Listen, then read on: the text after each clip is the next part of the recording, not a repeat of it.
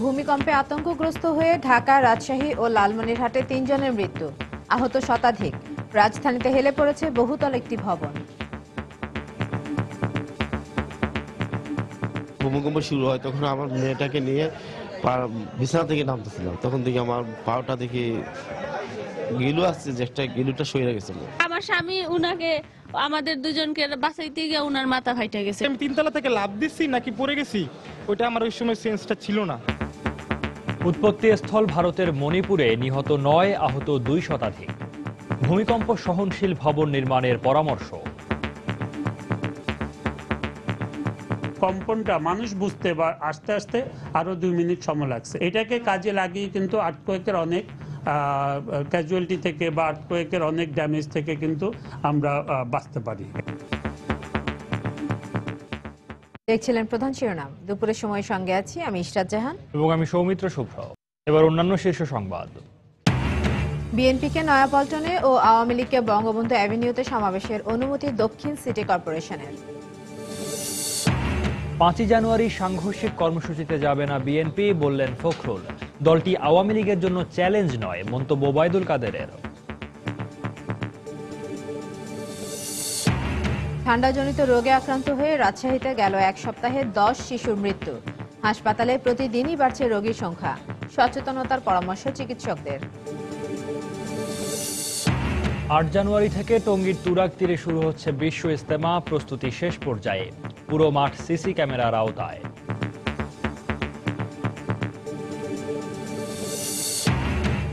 এবং বদ্ধ জলাশয়ে মাছ উৎপাদনে 2022 সাল পর্যন্ত প্রবৃদ্ধির দিক থেকে এগিয়ে থাকবে বাংলাদেশ, বলছে FAO। আমিষের ঘাটতি পূরণে বিশাল সমুদ্রকে কাজে লাগানোর পরামর্শ।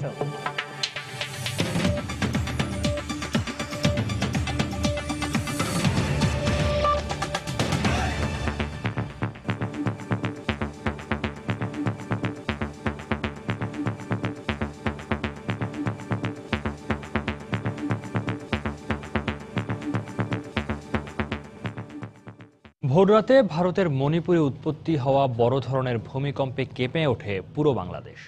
উৎপত্তিস্থলে এর মাত্রা ছিল 6.7। ঢাকায় কম্পনের তীব্রতা 6 ছিল বলে জানিয়েছে আর্থকোয়েক সোসাইটি।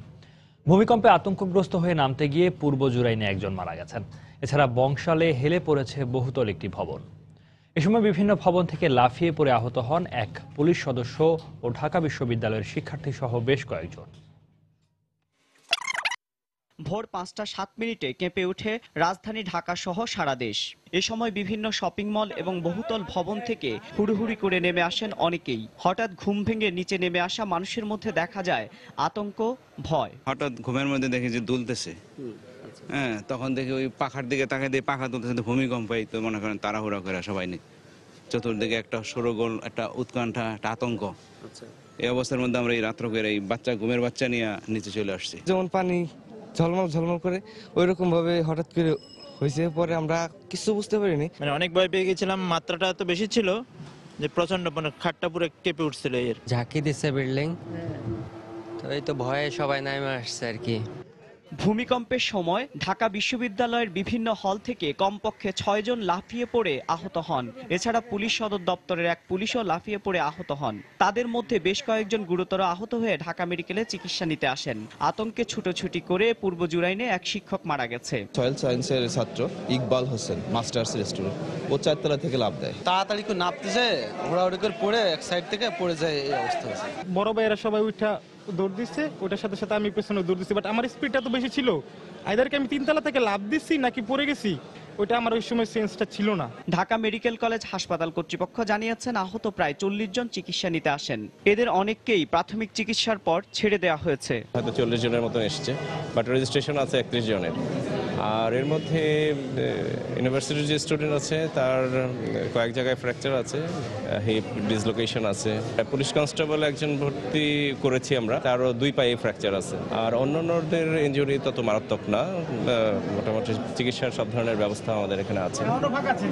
এদিকে পুরনো ঢাকার মাজেদ সর্দার সড়কে একটি 5 তলা ভবন হেলে পড়েছে। ভবনের বাসিন্দাদের সরিয়ে নেওয়া হয়েছে। সকালবেলা দেখলাম যেখানে বিল্ডিংয়ের সাথে আমার পূর্ব পাশে যে বিল্ডিংটা ছিল সেই বিল্ডিংয়ের সাথে যে 6 থেকে 7 ইঞ্চি গ্যাপটা ছিল, আমরা দেখলাম যে ফায়ার সার্ভিসে একটা টিম আসার পরে দেখলাম ওই গ্যাপটা পূরণ হয়ে গেল। বর্তমানে আমরা সেই পরিবারকে তারা বাইরে রেখেছি এবং বুয়েট এবং রাজুক তারা এসে যদি বলে এটা বসবাস করা যাবে তখন তাদেরকে আমরা উঠিয়ে দেবো সেই বিল্ডিংয়ে। এমআর আমিন, সময় সংবাদ, ঢাকা। দর্শক, ভূমিকম্পে পুরান ঢাকার মাজেদ সর্দার রোডের 6 তলা একটি ভবন হেলে পড়েছে। সেখানে আছেন আমাদের রিপোর্টার মাহমুদ রাকিব। সবশেষ খবর জানতে সরাসরি চলে যাচ্ছি তার কাছে। রাকিব। হ্যাঁ ইসরাত, পুরান ঢাকার মিরিঞ্জল্লা সুইপার কলোনিতে আমি আছি এখন। আপনি জানেন যে এখানে আজ সকালে যে ভোর রাতে যে বাংলাদেশে ভূমিকম্পটি হয়েছে 6.7 মাত্রার, সেখানে তার কিন্তু একটি প্রভাব এই পুরান ঢাকায় পড়েছে। এবং এখানে আমি আপনাকে আগেই জানিয়েছি যে এখানে একটি 6 তলা বিল্ডিং যেখানে সব সুইপাররা থাকে, সেই বিল্ডিংটি কিন্তু আরেকটি বিল্ডিংয়ের উপর হেলে পড়েছে। এবং এখন কিন্তু আসলে এখানে একটি আমরা যতটুকু দেখেছি সবশেষ অবস্থা, যেখানে আমরা কিন্তু সেই সকালে শুনেছি যে ফায়ার সার্ভিস এবং সিটি কর্পোরেশনের লোক এসেছিলেন। এরপরে কিন্তু আসলে এখানে বুয়েটের বিভিন্ন আর্কিটেক্ট এবং রাজুক থেকে লোক আসার কথা থাকলো, তারা কিন্তু আসেননি এখনো পর্যন্ত। এবং সিটি কর্পোরেশন থেকে কিন্তু নিষেধাজ্ঞা ছিল যে বিল্ডিংয়ে যারা আছে তাদের কিন্তু সরিয়ে দেওয়া হয়েছিল, কিন্তু এখন কিন্তু তারা আমরা দেখতে পাচ্ছি আবারও কিন্তু আসলে ঝুঁকি নিয়ে কিন্তু অনেকে আবার সেই বিল্ডিংয়ে উঠেছে। এবং আপনি দেখতে পাচ্ছেন কিন্তু এই যে বিল্ডিংটি 6 তলা যে সুইপার কলোনি, তা কিন্তু আরেকটি বিল্ডিংয়ের উপর ঠিক হেলে পড়েছে। এবং যদি তারা দাবি করছেন যে যদিও বিল্ডিংটি না থাকতো, অর্থাৎ পশ্চিম এবং উত্তর দিকে যে বিল্ডিংটির উপর হেলে পড়েছে ওই বিল্ডিংটি না থাকলে হয়তো এখানে একটি বড় ধরনের অঘটন ঘটতেও পারতো। এবং তারা বলছেন যে এই বিল্ডিংটি মাত্র 2 বছর আগে উদ্বোধন করা হয়েছে, যদিও 10 বছর আগে তৈরি করা হয়েছিল, কিন্তু উদ্বোধন হয়েছে 2 বছর আগে। সেটি কিন্তু আসলে এত দ্রুত সময়ের মধ্যে আসলে কিভাবে ভূমিকম্পে হেলে পড়লো সেটি কিন্তু একটি প্রশ্ন থেকেই যায়। এবং তারা কিন্তু বলছেন যে যখন বিল্ডিংটি তৈরি হয়েছিল তখন হয়তো ঠিকমতো করা হয়নি বলে এই সমস্যা হয়েছে। তো এখানে আসলে আমরা যে দেখতে পাই, তারা আরেকটা দাবি করেছে যেখানে কিন্তু আপনি যদি একটু দেখেন যে বিভিন্ন দেয়ালও কিন্তু ফাটল ধরেছে বলে তারা দাবি করেছে, যেটি আমরা আসলে আপনি এখানে দেখতে পাচ্ছেন। যে তো আমরা যদি আসলে একটু কথা বলি এখানকার যারা বাসিন্দারা রয়েছেন তাদের সাথে, তা একটু যদি আসলে আপনি আমাদেরকে জানান যে এখনকার আসলে এখানকার আপনারা এখনো আমরা দেখতে পাচ্ছি ভিতরে অবস্থান করছেন, ঝুঁকি থাকা সত্ত্বেও আপনারা কেন আসলে বাইরে বের হচ্ছেন, এবং এখানকার আসলে আপনারা কি হয়েছিল তখন ঘটনাটা? সকালে যখন আমাদের ভূমিকম্প হলো তখন আমরা বাসা থেকে সবাই বের হয়ে রোডের উপরে দাঁড়াচ্ছি। তো আমাদের নগর ভবন যারা আছেন, সিটি কর্পোরেশনের পরিচালক এবং মহোদয় ওনারা আসছেন, বড় বড় কর্মকর্তারা ওনারা আসার পর আমাদের বিল্ডিং ঘুরে দেখলো এবং আপনার ফায়ার সার্ভিসের লোক আসছে, ওনারাও দেখছে। ওনারা আসার পর দেখে এবং রাজ্য থেকে আসছে, ওনারাও দেখছে। দেখার পর এখন পর্যন্ত আমাদের কোনো ডিসিশনই জানানো না যে আমরা 560 জন এই 6 তলা ভবনে বসবাস করছি এবং ফ্যামিলি সহ প্রত্যেকটা ফ্যামিলিতে ছোট একটা করে বেবি আছে। আমরা এদেরকে নিয়ে কোথায় যাব, কোথায় আশ্রয় পাবো, এখনও তারা আমাদেরকে কোনো ডিসিশনই জানায় নাই। আমাদের যেমন বিল্ডিংয়ের কোনো কিছু ভাঙা ছিল না, এই ভূমিকম্প হওয়ার সাথে সাথে যেমন এই জায়গাটা ভেঙে গেল, এই পাশেটা ভেঙে গেল, তারপর আমাদের উপরে ছাদের যেটা হলো এক বিল্ডিং থেকে আরেক বিল্ডিংয়ে অলরেডি ধসে পড়ে গেল। যেমন এই জায়গাটা ভেঙে গেল, ওই বাড়ির সামনে ভেঙে গেল, এই পাশে ভেঙে গেল, ওখান থেকে মাটি সরে গেল, বিল্ডিংটা এখন এক জায়গা থেকে আরেক জায়গা আরেক বিল্ডিং উপরে চেপে গেল। কখন আমরা কি হয়ে যায় কোনো ঠিক। আপনারা এখন আসলে ঝুঁকি নিয়ে ভিতরে কেন অবস্থান করছেন? আমরা সেটা ভিতরে এখনো ঝুঁকি নিয়ে বসবাস করছি এই কারণে যেহেতু এখনো আমাদের কোনো ডিসিশন পাইনি সিটি কর্পোরেশন থেকে, এবং কোনো কর্মকর্তা আমাদেরকে এখনো কোনো কিছু বলে যায়নি যে আমরা এখানে থেকে সুস্থ থাকবো না অসুস্থভাবে থাকবো, তারা এখনো আমাদের জানায় নেই। উনি যদি বলছেন যে তাদেরকে এখন আসলে সিদ্ধান্ত জানানো, আমি যদি আপনাকে আরেকটা বিষয় দেখি, এই পুরো বিল্ডিংটি কিন্তু আসলে নিচ থেকে উপর পর্যন্ত সমান্তরাল থাকার কথা, কিন্তু আপনি যদি একটু লক্ষ্য করেন যে বিল্ডিংটির নিচ থেকে কিন্তু যে বরাবর রয়েছে উপরে কিন্তু পশ্চিম দিকে, অর্থাৎ বেশ খানিকটা কিন্তু ঝুঁকে পড়েছে, যেটি আপনি হয়তো ক্যামেরার খুব সহজেই বোঝার কথা। এবং সেই ঝুঁকে পড়েই কিন্তু পশ্চিম পাশে যে আরেকটি 6 তলা বিল্ডিং রয়েছে, সেখানেও কিন্তু এখানকার যারা সরকারি সুইপাররা রয়েছে তারা কিন্তু থাকেন, সেই বিল্ডিংটির উপরে কিন্তু এই বিল্ডিংটি ঝুঁকে পড়েছে, হেলে পড়েছে।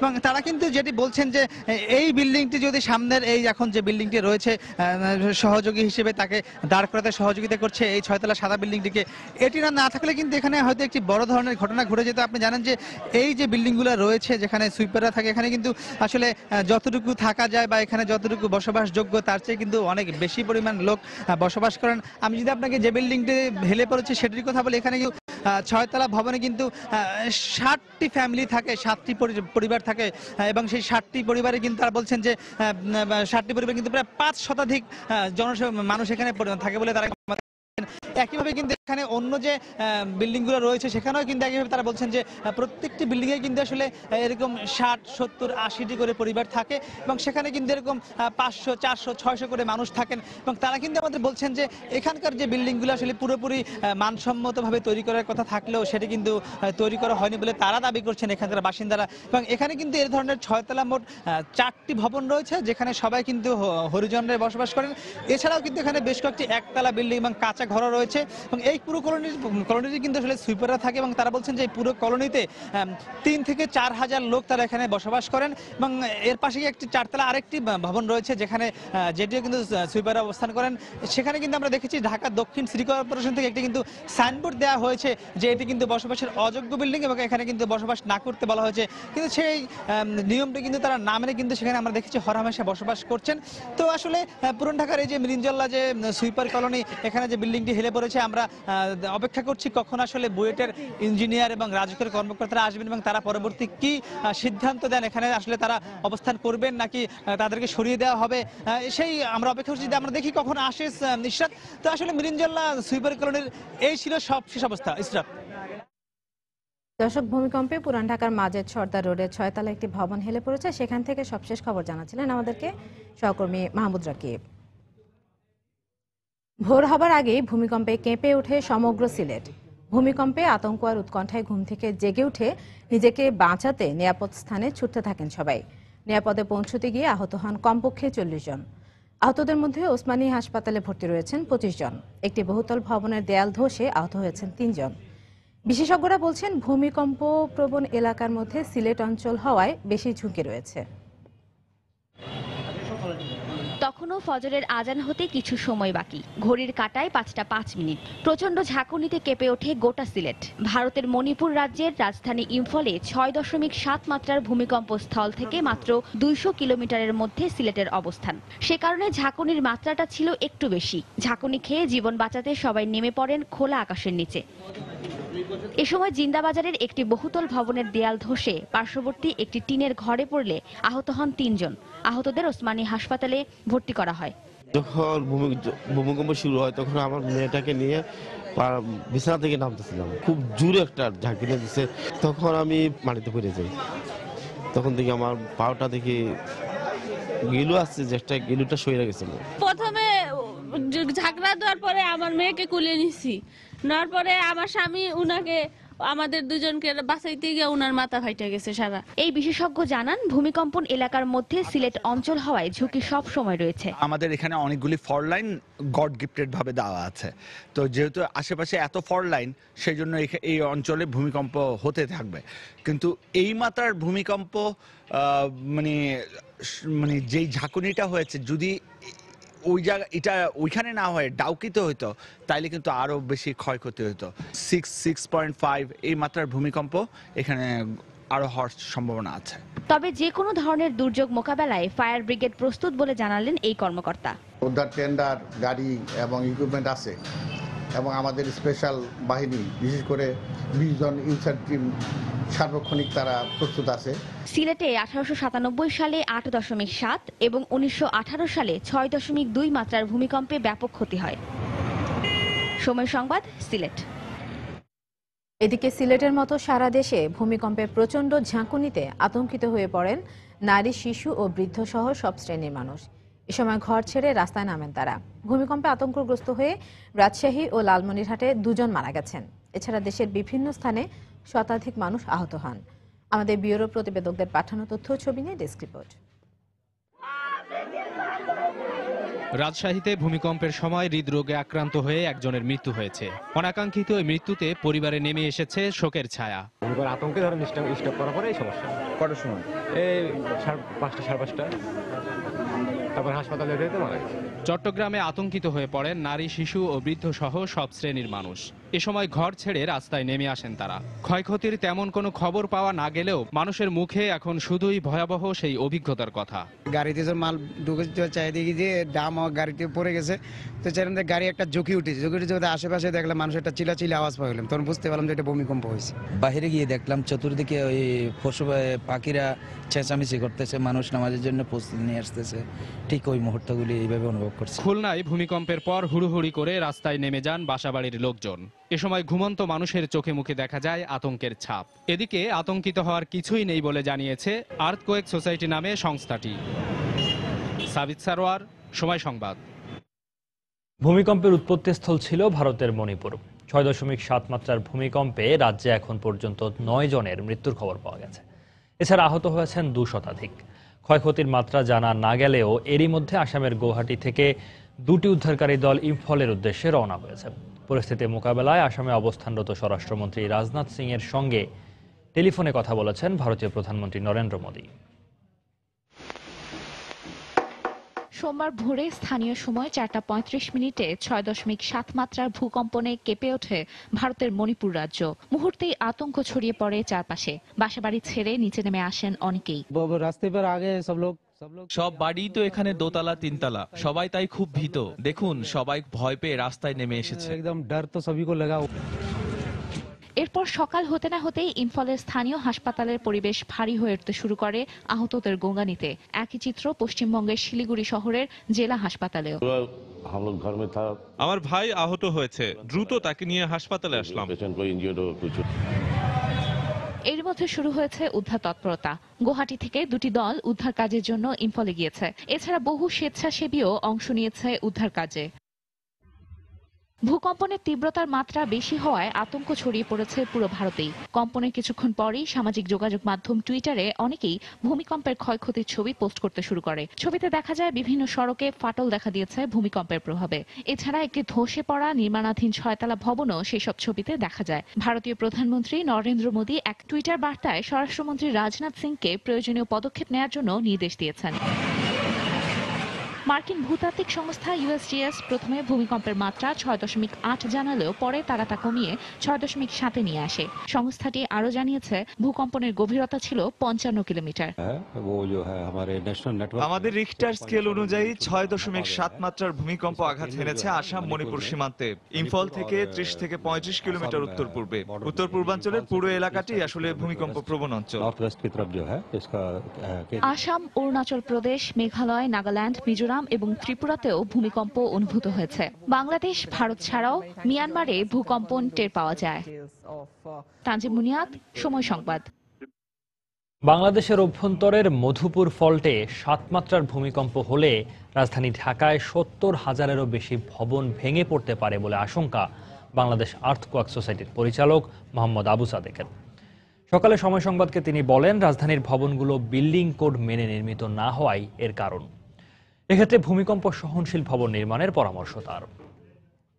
মধুপুর ফল্টে যদি 7 মাত্রার ভূমিকম্প হয় তাহলে ঢাকার মাটির যে কম্পন একই রকম হবে, তীব্রতা হবে 8। দুর্যোগ মন্ত্রণালয়ের কম্প্রিহেনসিভ ডিজাস্টার ম্যানেজমেন্ট প্রোগ্রাম তারা একটা স্টাডি করে ঢাকা, চিটাগাং, সিলেট, ময়মনসিংহ নিয়ে, তখন দেখা গেছে যে এখানে ওই রকম একটা আর্থকোয়েক হলে 72,000 বিল্ডিং আমাদের ভেঙে পড়বে। কম্পনটা মানুষ বুঝতে বা আস্তে আস্তে আরো 2 মিনিট সময় লাগছে। এই যে 2 মিনিট অতিরিক্ত সময় লাগে, এটাকে আমরা বলি যে আর্থকোয়েকের আর্লি ওয়ার্নিং। এটাকে কাজে লাগিয়ে কিন্তু আর্থকোয়েকের অনেক ক্যাজুয়ালিটি থেকে বা আর্থকোয়েকের অনেক ড্যামেজ থেকে কিন্তু আমরা বাঁচতে পারি। বিশেষ বিবেচনায় 5 জানুয়ারি আওয়ামী লীগ ও বিএনপিকে নিজ নিজ দলীয় কার্যালয়ের সামনে সমাবেশ করার অনুমতি দিয়েছে ঢাকা দক্ষিণ সিটি কর্পোরেশন। দুপুরে নগর ভবনে সংবাদ সম্মেলনে একথা জানান দক্ষিণের মেয়র সাইদ খোকন। তিনি বলেন, বিব্রতকর পরিস্থিতি এড়াতে 2 দলকে সোহরাওয়ার্দী উদ্যানে সমাবেশের অনুমতি দেওয়া হয়নি। দুটি দলই সোহরাওয়ার্দী উদ্যানে আপনার আবেদনটুকু করেছিল, তো সম্ভাব্য একটা বিব্রতকর পরিস্থিতি এড়াবার জন্য সেখানে অনুমতিটি দেওয়া হয়নি। তো এখন যেহেতু দুটি স্থানে হচ্ছে, আমরা আশা করি যে সবাই শান্তিপূর্ণভাবে জনসমাবেশ করবে, তাদের মতামত শান্তিপূর্ণভাবে প্রদান করবে এবং মানুষ সবার কথা শুনবে। বিএনপি সাংঘর্ষিক রাজনীতিতে নয় বরং গণতন্ত্রে বিশ্বাস করে। 5 জানুয়ারিকে কেন্দ্র করে সহিংস ঘটনা ঘটতে পারে এমন কোনো কর্মসূচি দেবে না তারা। দুপুরে রাজধানীর নয়াপল্টনে কেন্দ্রীয় কার্যালয়ে সংবাদ সম্মেলনে দলের ভারপ্রাপ্ত মহাসচিব মির্জা ফখরুল ইসলাম আলমগীর এই কথা বলেন। এ সময় তিনি আরো বলেন, গণতন্ত্রকে সুসংহত করতে বিএনপির এই সমাবেশে ডাক দিয়েছে।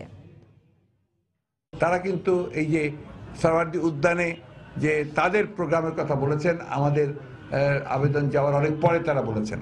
আমরা বলেছি সেখানে যদি আমাদের সভা করতে দেওয়া সম্ভব না হয় তাহলে আমাদের পার্টি অফিসের সামনে আমাদের নয়াপল্টনে করতে দেওয়া হোক। আমরা কখনোই সংঘর্ষে বিশ্বাস করি না। আমরা শান্তিপূর্ণ গণতান্ত্রিক যে পদক্ষেপ সেই পদক্ষেপে নিতে চাই এবং সেই কারণে আমরা একটা শান্তিপূর্ণ সমাবেশ করতে চাই। আমরা আশা করি যে আমাদের এই মৌলিক অধিকার, গণতান্ত্রিক অধিকার, এটাকে প্রয়োগ করবার জন্যে সরকারের সহযোগিতা আমরা পাবো। বিএনপির রাজনীতি চোরাবালিতে আটকে গেছে, আওয়ামী লীগের জন্য দলটি কোনো চ্যালেঞ্জ নয় বলে মন্তব্য করেছেন আওয়ামী লীগের সভাপতিমণ্ডলীর সদস্য এবং সড়ক পরিবহন ও সেতুমন্ত্রী ওবায়দুল কাদের। সকালে ঢাকা বিশ্ববিদ্যালয়ের টিএসসি চত্বরে বাংলাদেশ ছাত্রলীগের ৬৮তম প্রতিষ্ঠাবার্ষিকীতে বক্তব্য রাখেন তিনি। বিএনপি গণতন্ত্র উদ্ধারের নামে গণতন্ত্রকে পুড়িয়ে মারার চেষ্টা করছে বলেও অভিযোগ করেন সেতুমন্ত্রী। এ সময় তিনি ছাত্রলীগ নেতাকর্মীদের মানসম্মত শিক্ষা অর্জন ও অসাম্প্রদায়িক বাংলাদেশ গড়ার আহ্বান জানান। পরে ঢাকা বিশ্ববিদ্যালয়ের চারুকলার সামনে থেকে বর্ণাঢ্য র্যালি বের করা হয়। এতে ছাত্রলীগের বিভিন্ন শাখার নেতাকর্মীরা অংশ নেন। র্যালিটি বঙ্গবন্ধু অ্যাভিনিউতে আওয়ামী লীগের কার্যালয়ের সামনে গিয়ে শেষ হয়।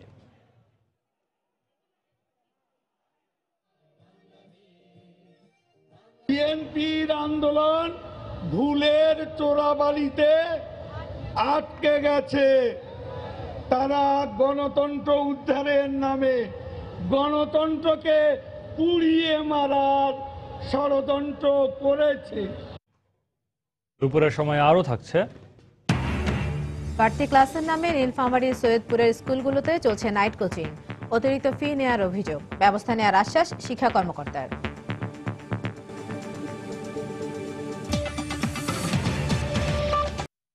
বেসরকারি প্রতিষ্ঠানের উড়োজাহাজ চালানোর সুযোগ রেখে যুক্তরাষ্ট্রের সঙ্গে বিমান চলাচল চুক্তি স্বাক্ষরের জন্য খসড়ায় অনুমোদন দিয়েছে মন্ত্রিসভা। এই চুক্তি হলে উভয় দেশ যে কোনো সংখ্যক বিমান সংস্থাকে ফ্লাইট পরিচালনার অনুমতি দিতে পারবে। সকালে সচিবালয়ে প্রধানমন্ত্রী শেখ হাসিনার সভাপতিত্বে মন্ত্রিসভার নিয়মিত সাপ্তাহিক বৈঠকে এই সিদ্ধান্ত নেওয়া হয়। এছাড়া জুট আইন 2015 এর খসড়ায় চূড়ান্ত অনুমোদন দিয়েছে মন্ত্রিসভা। বৈঠক শেষে মন্ত্রিপরিষদ সচিব মোহাম্মদ শফিউল আলম ব্রিফ করেন।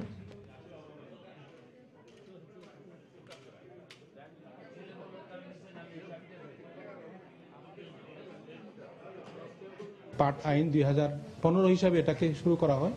আজকে সেটাকে পার্ট আইন 2016 হিসাবে চূড়ান্ত অনুমোদন দেওয়া হয়। এই আইনের মধ্যে 32টি ধারা, পাট ও পাটজাত পণ্য ব্যবসা সম্পর্কে সরকারের ক্ষমতা, লাইসেন্স প্রদান, মূল্য নির্ধারণ, মিথ্যা বিবৃতি বা কোনো যদি আইন লঙ্ঘন করে তার দণ্ড, দায় মুক্তি, জরিমানা ইত্যাদি।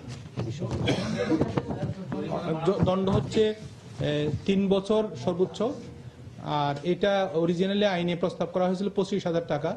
মন্ত্রিসভা এটাকে বলছে যে এটা অপ্রতুল হয়, তাই এটা সর্বোচ্চ 1 লাখ টাকা, অর্থাৎ 3 বছর অথবা 1 লাখ টাকা অথবা উভয়দণ্ড।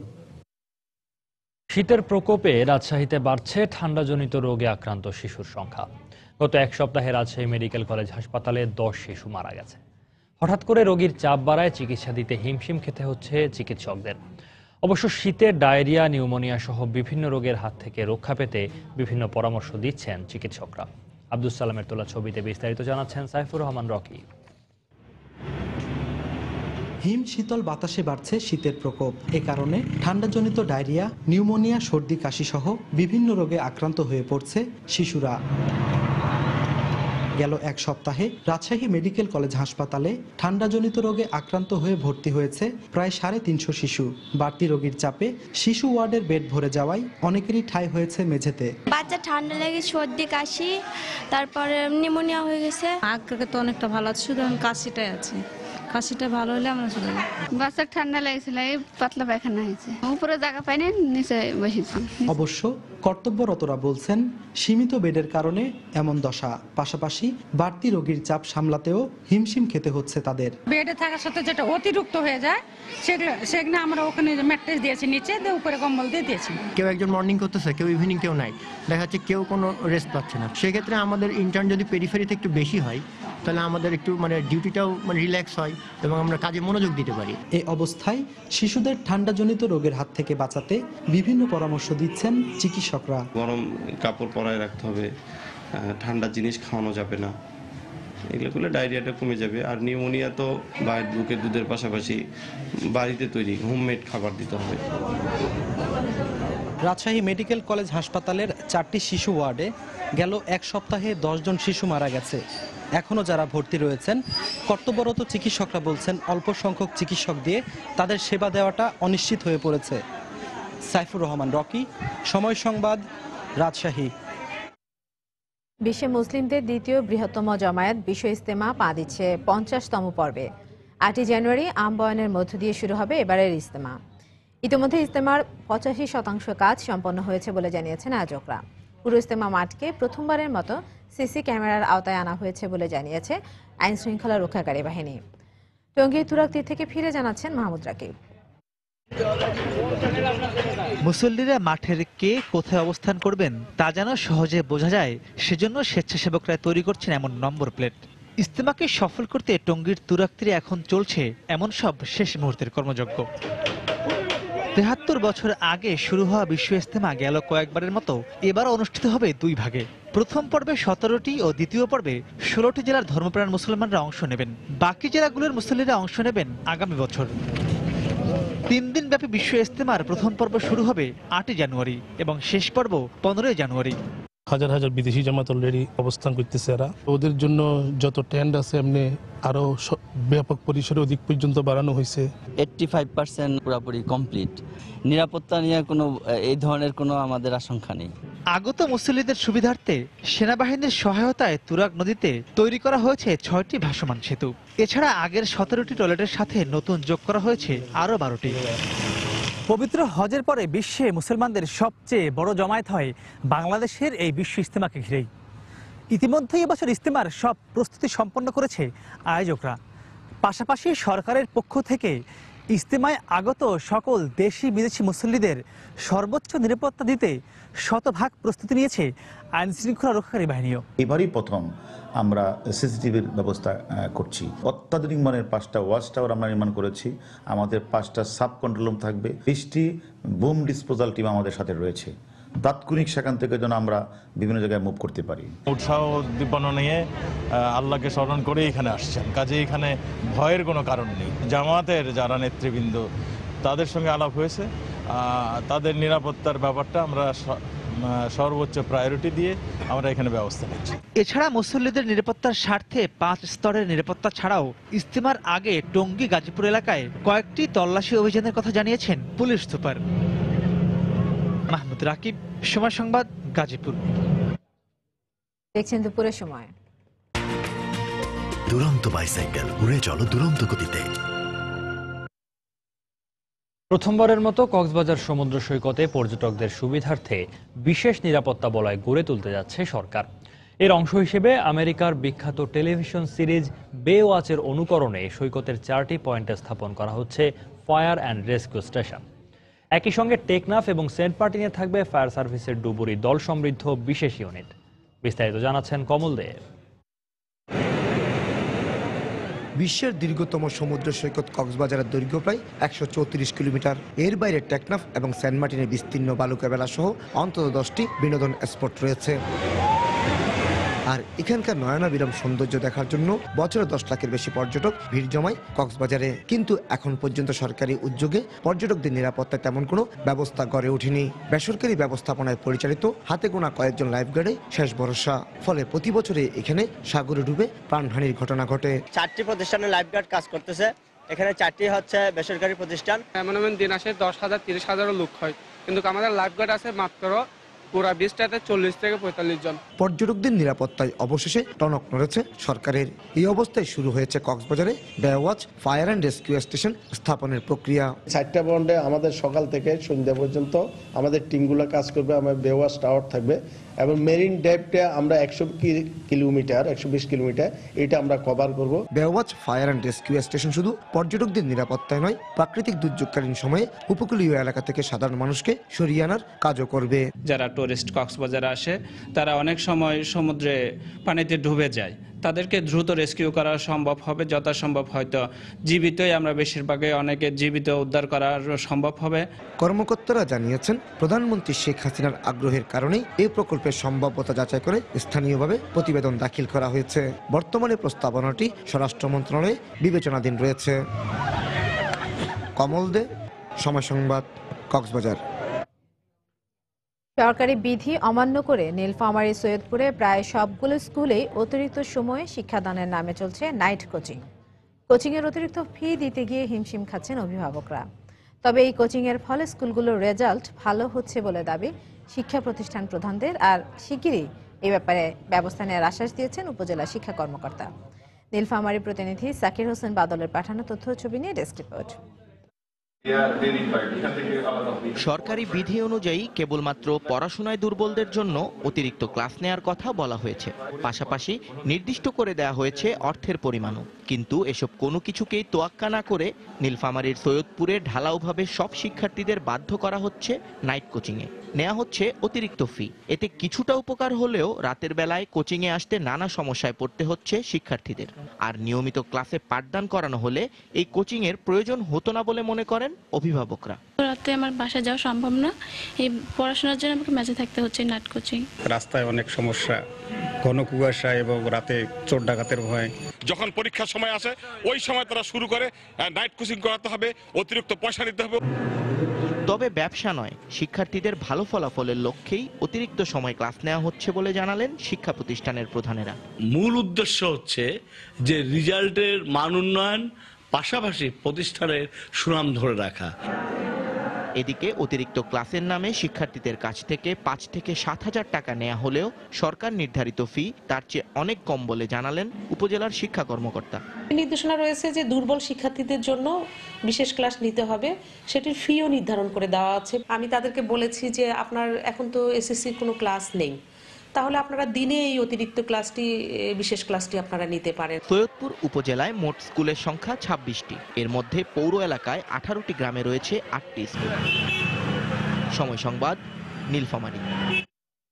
দুপুরের সময় আরো থাকছে। তেহরানের সঙ্গে সব ধরনের কূটনৈতিক সম্পর্ক ছিন্ন করার ঘোষণা রিয়াদের। 48 ঘন্টার মধ্যে ইরানি কূটনীতিকদের সৌদি ত্যাগের নির্দেশ। এবং টি-20তে পরিণত হতে কিছুটা সময় লাগবে বাংলাদেশের। মাশরাফি বললেন, এখন লক্ষ্য ওয়ার্ল্ড টি-20 কোয়ালিফায়ারের বাধা পেরোনো।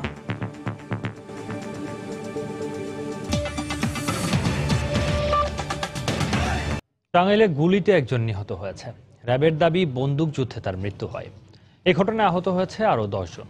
র্যাব 12 এর কোম্পানি কমান্ডার জানান, গতরাতে আন্তজেলা ডাকাত দলের সদস্যরা ডাকাতি করতে বের হয়েছে এমন সংবাদের ভিত্তিতে অভিযান চালানো হয়। পরে সদর উপজেলার মাগুরাটা গ্রামে ডাকাতি করার সময় র্যাব তাদের ঘিরে ফেলে। এ সময় র্যাবকে লক্ষ্য করে ককটেল নিক্ষেপ এবং গুলি করে ডাকাত দলের সদস্যরা। আত্মরক্ষার্থে র্যাবও পাল্টা গুলি চালায়। এতে ঘটনাস্থলেই মোস্তফা মিয়া নামে এক ডাকাত নিহত হন। পরে ঘটনাস্থল থেকে একটি পিস্তল, একটি ম্যাগাজিন ও বেশ কিছু দেশীয় অস্ত্র উদ্ধার করে র্যাব 12।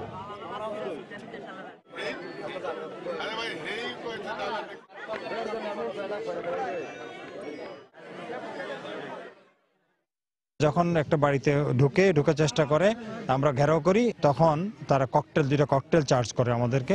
এখানে আমরা 11 জন ডাকাতের মধ্যে 10 জনকে আমরা জীবিত অবস্থায় উদ্ধার করি, তারা পরবর্তী সময় আহত হয়। আরেকজন সে পালিয়ে যাওয়ার সময় পরবর্তীতে আমাদের গুলিতেই সে নিহত হয়। ঝিনাইদহে 3 শিশুকে পুড়িয়ে হত্যার ঘটনায় বিক্ষোভ ও মানববন্ধন করেছেন এলাকাবাসী। সকালে শৈলকুপা উপজেলার 4 রাস্তার মোড় এলাকায় এ কর্মসূচি পালন করা হয়। 3 শিশুকে হত্যার ঘটনায় জড়িতের ফাঁসির দাবিতে এর আগে বিক্ষোভ মিছিল করেন এলাকাবাসী। মিছিলটি 4 রাস্তার মোড়ে পৌঁছালে সেখানে মানববন্ধন কর্মসূচি পালন করা হয়। এ সময় এই ঘটনার তীব্র নিন্দা জানিয়ে জড়িতদের দ্রুত বিচারের দাবি জানান এলাকাবাসী। এদিকে সন্তানদের হারিয়ে শোকে বিহ্বল পরিবারগুলো। কোনো সান্ত্বনায় তাদের কান্না থামাতে পারছে না। পারিবারিক বিরোধের জের ধরে গতকাল শৈলকুপার কবিরপুর এলাকায় দেলোয়ার হোসেনের বাড়িতে আগুন লাগিয়ে দেওয়া হয়। এতে দেলোয়ারের 2 ছেলে আমিন ও সাফিন এবং ভাগ্নে মাহিন দগ্ধ হয়। তাদের উদ্ধার করে হাসপাতালে নেওয়া হলে আমিন ও সাফিনকে মৃত ঘোষণা করেন চিকিৎসক। পরে চিকিৎসাধীন অবস্থায় মারা যায় অপর শিশু মাহিন।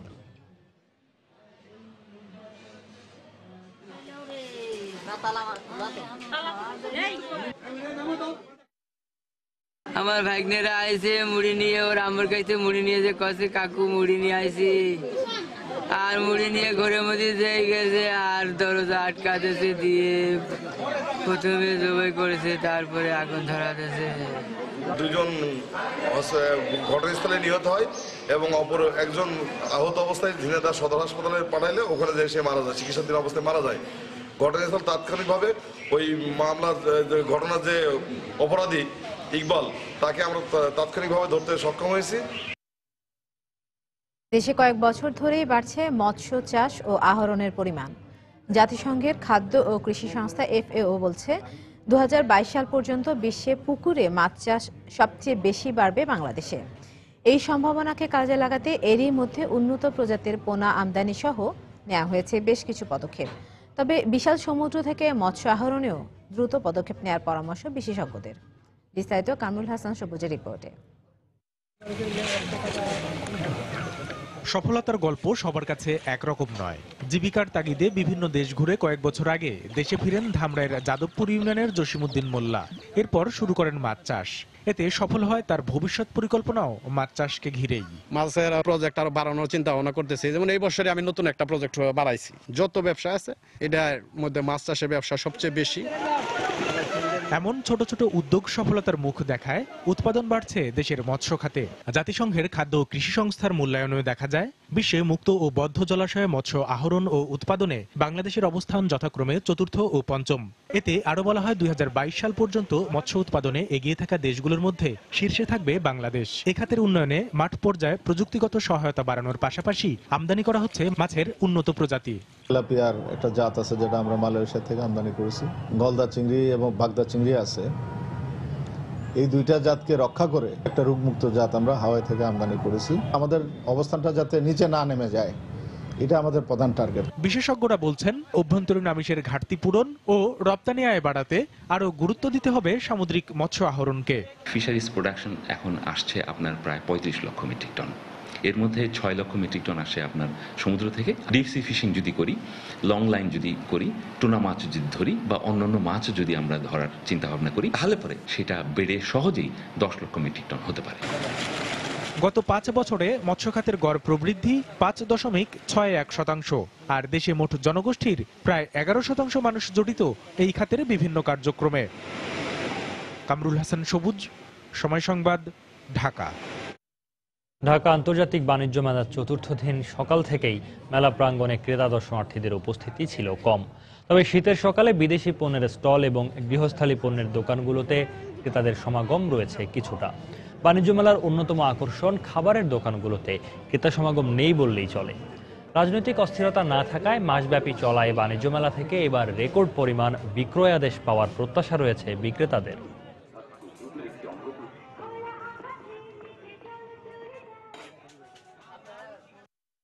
8,850 টাকা দামের সেটটা এখন মাত্র 3550 টাকা, জাস্ট মেলা উপলক্ষে। কিন্তু শোরুম প্রাইস 8,850 টাকায় ফিক্সড প্রাইস। আমাদের নেওয়ার মতন আর কি আছে সামর্থ্যের মধ্যে, ভালোই লাগছে দেখা। আমাদের এটা হচ্ছে ইরানের পণ্য, ইরানের পণ্য খুব ভালো। জিরাটা হচ্ছে 1 কেজি করে আমরা 600 করে বিক্রি করি। এবার একটু বেশি মনে হচ্ছে, গতবার আমি কিনছিলাম এটা 450 টাকা কেজি, তো এবার মনে হচ্ছে 600 টাকা।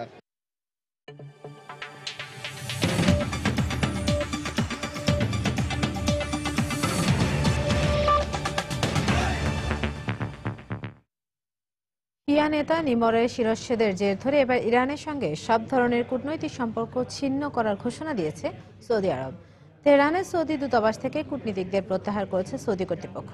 এদিকে সৌদি আরব বিশ্বজুড়ে সাম্প্রদায়িক সংঘাত সৃষ্টি করতে চাইছে বলে মন্তব্য করেছেন হিজবুল্লাহ নেতা সাইদ হাসান নাসরুল্লাহ। সোমবার সকালেই ইরানের সৌদি দূতাবাসে কর্মরত কূটনীতিকরা দপ্তর ছাড়তে শুরু করেন। বাড়ি ফেরার উদ্দেশ্যে তেহরান ছেড়ে দুবাইয়ের পথে রওনা হয়ে যান তারা। তেহরানে সৌদি দূতাবাসে হামলা ও শিয়া নেতা নিমরের মৃত্যুদণ্ড কার্যকরের পর ইরান সরকারের প্রতিক্রিয়ার প্রেক্ষাপটে সৌদি কর্তৃপক্ষ ইরানের সঙ্গে কূটনৈতিক সম্পর্ক ছিন্ন করার ঘোষণা দেওয়ার পরই সৌদি কূটনীতিকরা ইরান ছাড়তে শুরু করেন। শিয়া নেতা নিমর আল নিমর সহ ৪৭ জনের মৃত্যুদণ্ড কার্যকর করার পর তেহরানে সৌদি দূতাবাসে হামলার পেছনে ইরান সরকারের প্রচ্ছন্ন সমর্থন আছে এমন ধারণা থেকে দেশটির সঙ্গে কূটনৈতিক সম্পর্ক ছিন্ন করার সিদ্ধান্ত নেয় সৌদি আরব। তেহরানে সৌদি দূতাবাসে হামলা প্রতিরোধে ইরান কোনো কার্যকরী পদক্ষেপ নেয়নি বলে অভিযোগ করে সৌদি কর্তৃপক্ষ। ইরানকে আমরা আমাদের দেশে নিরাপত্তার জন্য হুমকি হতে দিতে পারি না। ইরানকে সৌদি আরব ও এর মিত্র দেশগুলোতে কোনো ধরনের সন্ত্রাসবাদ তৈরি অথবা প্রতিষ্ঠা করতে না দিতে আমরা বদ্ধপরিকর। একই সঙ্গে ৪৮ ঘন্টার মধ্যে ইরানি কূটনীতিকদের রিয়াদ ত্যাগেরও নির্দেশ দেন তিনি। শিয়া নেতা নিমর আল নিমরের মৃত্যুদণ্ড কার্যকরের মাধ্যমে সৌদি আরব সাম্প্রদায়িক দ্বন্দ্ব সৃষ্টি করতে চাইছে বলে মন্তব্য করেছেন হিজবুল্লাহ নেতা। রোববার লেবাননে শিয়া পরিচালিত একটি টেলিভিশনে প্রচারিত এক ভাষণে একথা বলেন তিনি। আল সৌদ হয়তো এই বিষয়টি খুব হালকাভাবে নিয়েছে, কিন্তু এটা হালকাভাবে নেওয়ার মতো কোনো বিষয় নয়। আল সৌদ শিয়া সুন্নিদের মধ্যে বিভেদ সৃষ্টি করতে চায়। তারা এর আগেও এই কাজ করেছে এবং এখনো আফগানিস্তান, পাকিস্তান, নাইজেরিয়া, সিরিয়া ও ইরাকের মতো বিশ্বের সব দেশে সাম্প্রদায়িকতার আগুন জ্বালাতে চাচ্ছে। শনিবার সৌদি আরব সন্ত্রাসবাদে জড়িত থাকার অভিযোগে শিয়া নেতা নিমর আল নিমর সহ ৪৭ জনের মৃত্যুদণ্ড কার্যকর করে। এরপর তেহরানে সৌদি দূতাবাসে ককটেল নিক্ষেপ এবং ভাঙচুর করেছে বিক্ষুব্ধ শিয়ারা। এছাড়াও বিক্ষোভ হয় বাহরাইন, ইরাক ও যুক্তরাজ্য সহ বিভিন্ন দেশে। শিরিন আক্তার, সময় সংবাদ।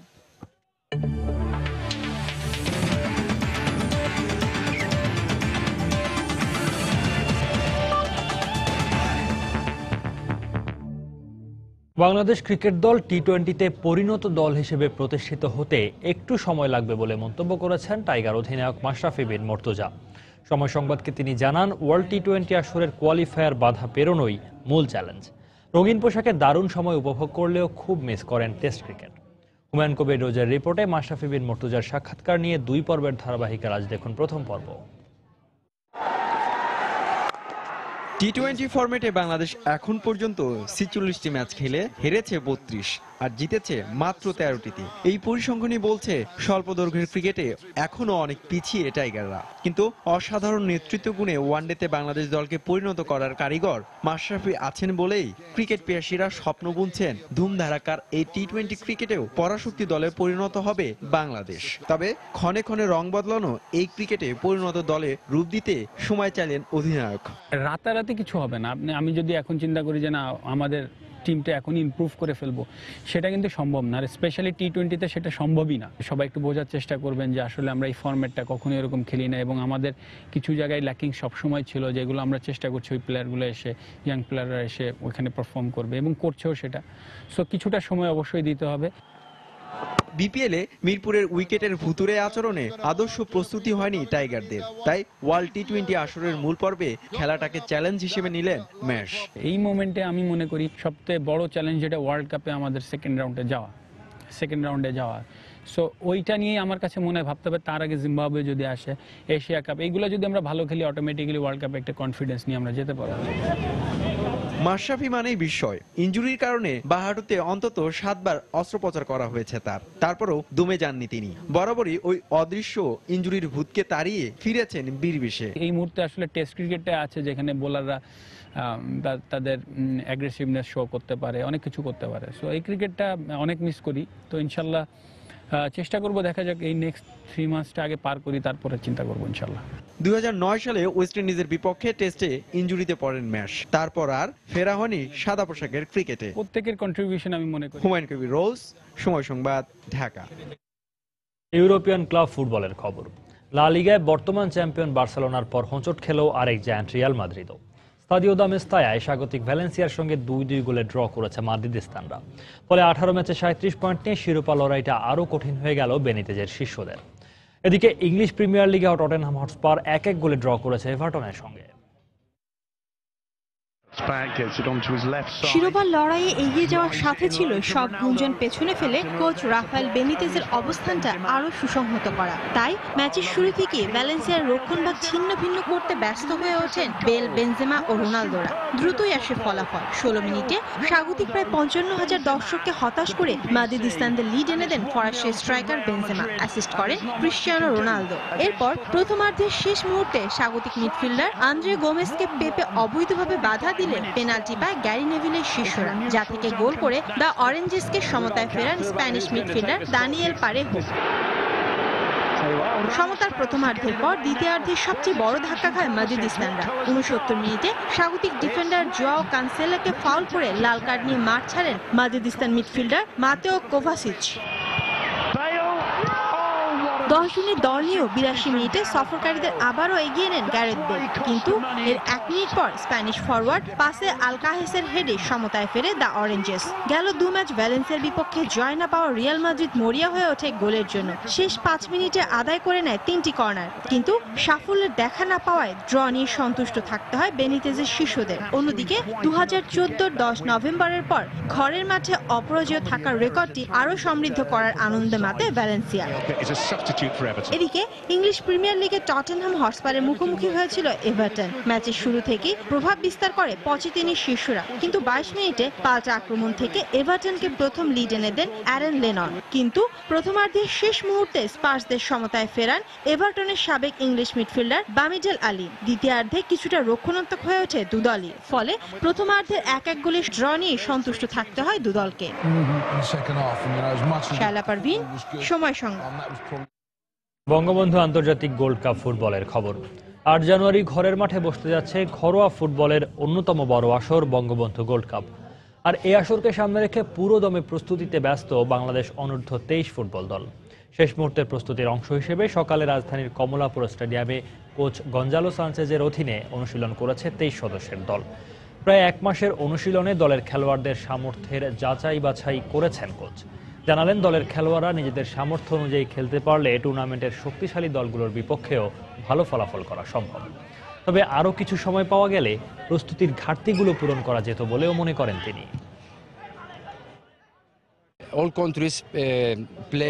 টুর্নামেন্টের আর বেশি সময় নেই। এই ধরনের আন্তর্জাতিক টুর্নামেন্টে খেলতে গেলে প্রস্তুতিতে যেটুকু সময় প্রয়োজন সেটি আমরা পাইনি। তারপরেও আমি আশাবাদী, কারণ দলে বেশ কিছু মেধাবী খেলোয়াড় আছে যারা মাঠে তাদের সামর্থ্য অনুযায়ী খেলতে পারলে টুর্নামেন্টে ভালো ফল অর্জন করা সম্ভব। দুপুরের সময় এই পর্যায়ে শীর্ষ সংবাদ জানিয়ে দিচ্ছি আরেকবার। ভূমিকম্পে আতঙ্কগ্রস্ত হয়ে ঢাকা, রাজশাহী ও লালমনিরহাটে 3 জনের মৃত্যু, আহত শতাধিক। রাজধানীতে হেলে পড়েছে বহুতল একটি ভবন। উৎপত্তিস্থল ভারতের মণিপুরে, নিহত 8। বিএনপিকে নয়াপল্টন ও আওয়ামী লীগকে বঙ্গবন্ধু অ্যাভিনিউতে সমাবেশের অনুমতি ঢাকা দক্ষিণ সিটি কর্পোরেশনের। 5 জানুয়ারি সাংঘর্ষিক কর্মসূচিতে যাবে না বিএনপি, বললেন ফখরুল। দলটি আওয়ামী লীগের জন্য চ্যালেঞ্জ নয়, মন্তব্য ওবায়দুল কাদেরের।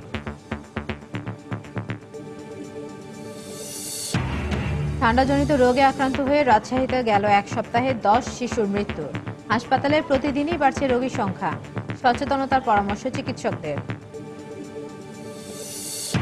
এবং 8 জানুয়ারি থেকে টঙ্গীর তুরাগ তীরে শুরু হচ্ছে বিশ্ব ইজতেমা, প্রস্তুতি শেষ পর্যায়ে, পুরো মাঠ সিসি ক্যামেরার আওতায়।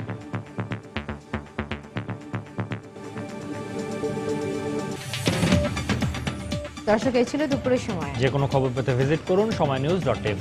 সঙ্গে থাকুন সময়।